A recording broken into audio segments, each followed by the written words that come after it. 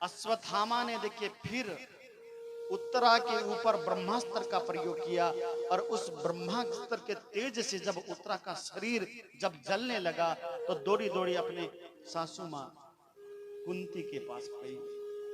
भगवान की जो बुआ थी ना कुंती, उनके पास गई। और जब कुंती ने सुना तो कुंती ने कहा कि हमारी तो रक्षा करने वाले सुदर्शन चक्रधारी हैं, बेटा चिंता मत कर। उत्तरा को लेकर देखिए भगवान के शरण में गई है। और देखिए उत्तरा ने भगवान के चरणों में बैठकर बड़ी सुंदर प्रार्थना की है। पाहि पाहि महायोगिम देव देव जगत्पते नान्यं त्वद्भयं पश्ये यत्र मृत्यु परस्परम,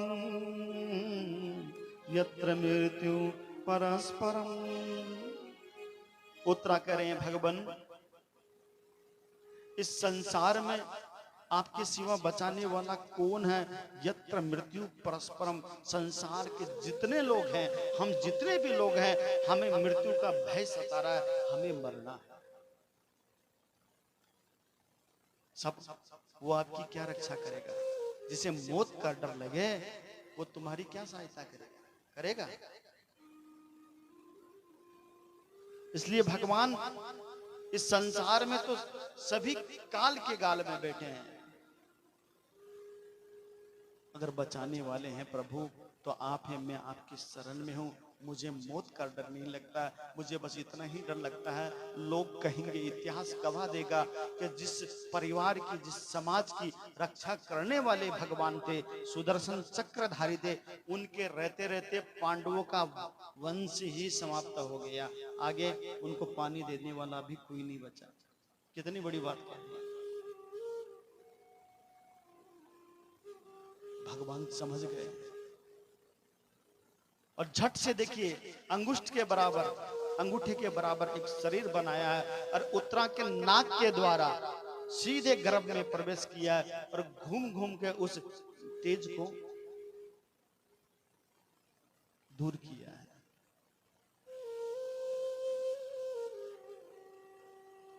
भगवान बाहर आए हैं,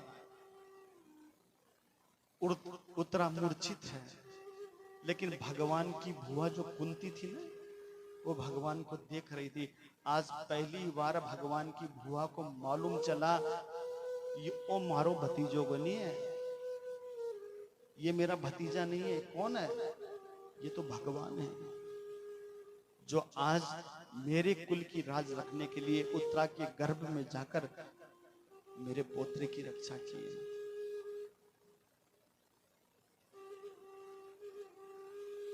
मैया कुंती भगवान के सामने बैठ गई और प्रार्थना करने लगी कि भगवान मैं आपको जान गई।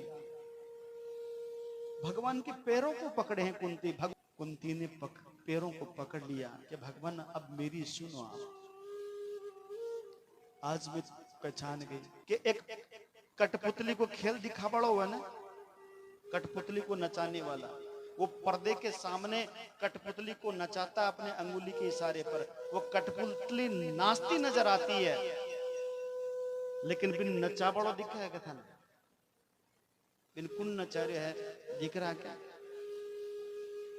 इसलिए भगवान पर्दे के सामने तो सब कुछ दिखाई दे रहा है, लेकिन पर्दे के पीछे जो खड़ा है ना, उसे मैं जान गई कि आपको साक्षात श्रीमन नारायण है। बड़ी सुंदर भागवत में स्तुति गाई है कि भगवान एक बात बताओ, ऐसा क्या था मेरे पुत्रों में जो पग पग पर उनको उनकी रक्षा की, लाक्षागृह में जलाने की कोशिश की गई, भीम को विष के लड्डू देने की दिए गए, क्या था मेरे पुत्रों में? अपने भाइयों को बचाने के लिए भगवान नहीं गए। देखिए महाराज कंस ने जब एक एक करके अपने भाइयों को मार रहे थे तो भगवान बचाने के लिए नहीं गए, वहां 6 पुत्रों को मारा, लेकिन भगवान मेरे बेटों का बाल भी बांका नहीं होने दिया। ऐसा क्या था मेरे पुत्रों में? पग पग पे आपने भगवान मेरी रक्षा की है। इसलिए भगवान आज मैं आपसे मांगू, आप दोगे? भगवान के भुआ मांग ऐसा कोई नहीं मांग सकता। भगवान की भुआ भगवान के सामने बैठ गई और अपने आंचल को उठाया और आंचल को उठाकर कह रही है कि कान्हा, हे भगवान, तू अपनी भुआ ने की देबो चाहे ना, तो बस इतना ही दे दो कि मेरे झोली में इतना दुख डाल दो, इतना दुख डाल दो, इतना दुख दे दे मुझे, ताकि दुख किसी के घर में जाए नहीं। और जब दुख का नाम लिया, भगवान के कदम पीछे हो गए। अरे बुआ, जीवन में दुख पाई थी, और जब तुम्हारे बेटों को राज मिल गया, सुख आ गया, फिर भी दुख मांगे। कुंती कहती जीवन में दुख अच्छा था। भगवान, जीवन में दुख अच्छा था, मेरे जीवन में जब तक दुख था तब तक आप मेरे साथ थे। आज मेरे पुत्रों को राज मिल गया तो आप कहते हो कि मैं द्वारिका जाऊंगा? नहीं चाहिए ऐसा सुख, उससे अच्छा दुख है। और मैं एक बात कथा के माध्यम से मैं बताता हूं, मैं और आज मैं फिर बता रहा हूं, ध्यान से सुनना। जिसके जीवन में दुख नहीं है ना, हम सभी सुख की कल्पना करते हैं, लेकिन ध्यान रखना, जिसके जीवन में दुख नहीं है वो पशु है, पशु। जीवन में दुख होना चाहिए, ऐसा दर्द होना चाहिए कि उस दर्द के कारण आवाज निकले कि हे नाथ, मैं तेरा हूं, हे नाथ, तुम्हें भूलो ना। क्या करोगे सुख लेकर? आज भगवान की भुआ शिक्षा दे रही है। क्या शिक्षा दे रही है? कि सुख के माते सिल पड़े। ऐसा सुख किस काम का जो भगवान को भुला दे? चाहिए आपको सुख? दिलाऊं भगवान से सुख? जीवन में सुख आया तो आप नहीं आओगे? सुख के माथे सिल पड़े, ऐसा सुख नहीं चाहिए जो भगवान को भुला दे। तो भगवान ने कहा भुआ मैं नहीं जाऊंगा। अंदर गए हैं। आगे चलकर फिर देखिए, भीष्म पितामह इधर 54 दिन से बाणों की सैया पर भगवान का इंतजार कर रहे हैं। भीष्म पितामह जी को भी जाकर भगवान ने सुंदर आशीर्वाद प्रदान किया। जब बाबा के पास पहुंचे ना भगवान, बाबा ने कहा कन्हैया, ये देख तुम्हारो मित्र है। अर्जुन की तरफ इशारा कर रहे हैं, देख तुम्हारो मित्र है। मैं बाबो लागू हूं, बाबो। ये देख मेरे शरीर पर इतने बाण मारे हैं, इतने बाण मारे हैं, इतने बाण मारे हैं। देख बाणों के सैया पे मुझे लाके डाल दिया। विचार करो, पग का एक कांटो लाग गया तो रात भर नींद को नहीं आवे।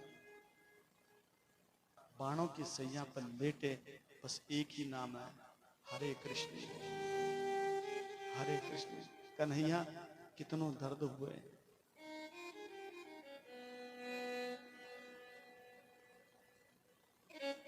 अब हमारी विनती सुनो। भगवान कहते बोलिए बाबा कि जब तक हमारे प्राण ना निकले तब तक आप मेरे सामने रहो।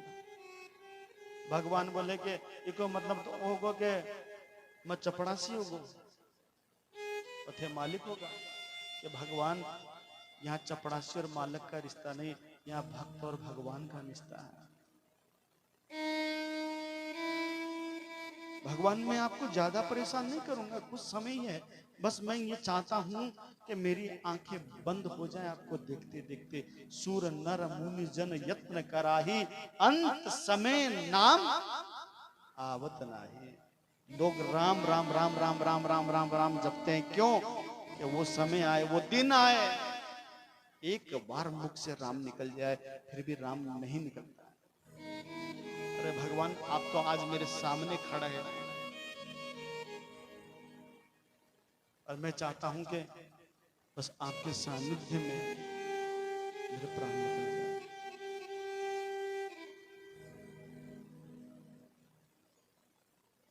सांसों की माला में सिमरू में पी का नाम, सांसों की माला में सिमरू में पी का नाम, सांसों की माला में सिमरू में पी का नाम, सांसों की माला में सिमरू में पी के नाम, अपने मन की मैं डालूं पी के मन की राम, सांसों की माला में सिमरू में पी का नाम, सांसों की माला में सिमरू में पी का नाम।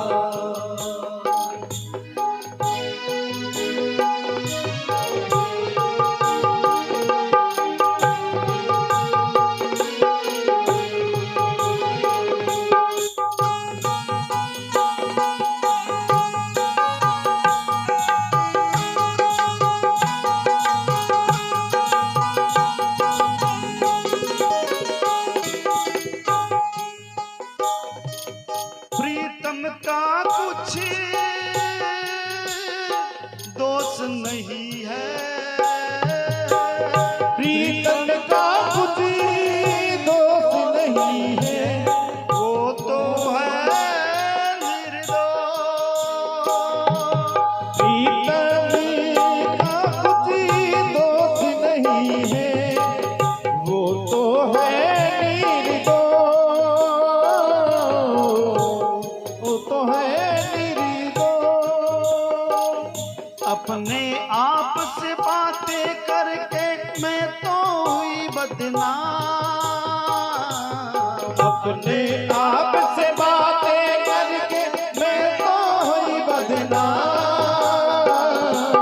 सांसों की माला में सिमरू में सीताराम, सांसों की माला में सिमरू में सीताराम,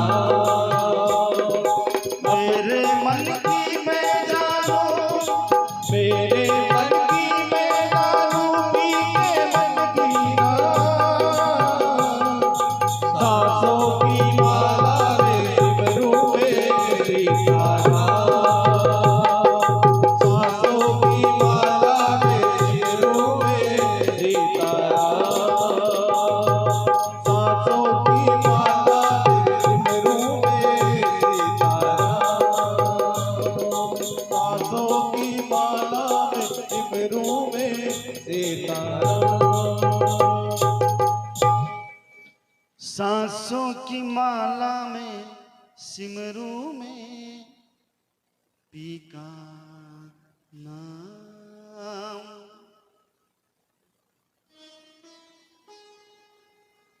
भीष्म पितामह ने क्या किया? एक सांसों की माला के सरगम पे, मिनियों पर भीष्म पितामह स्थान लगा रहे हैं। हरे कृष्ण हरे कृष्ण।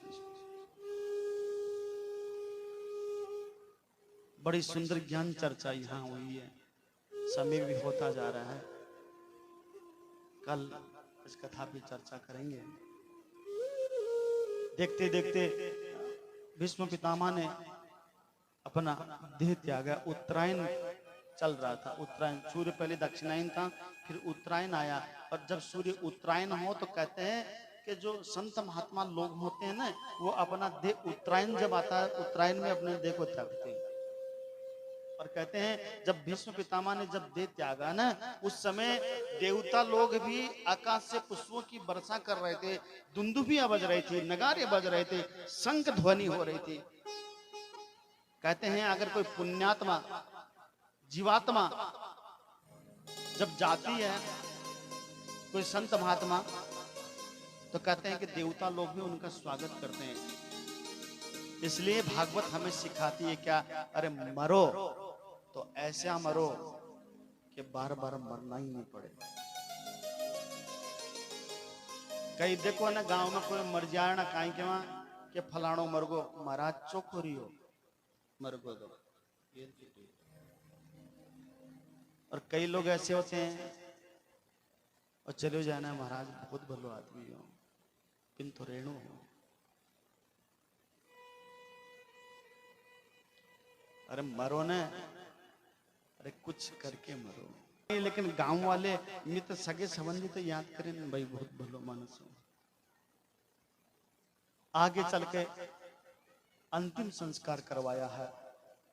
आए हैं भगवान द्वारिका, आए हैं, माता पिता को प्रणाम किया, इधर उस पुत्र का जन्म हुआ, नाम रखा गया उसका।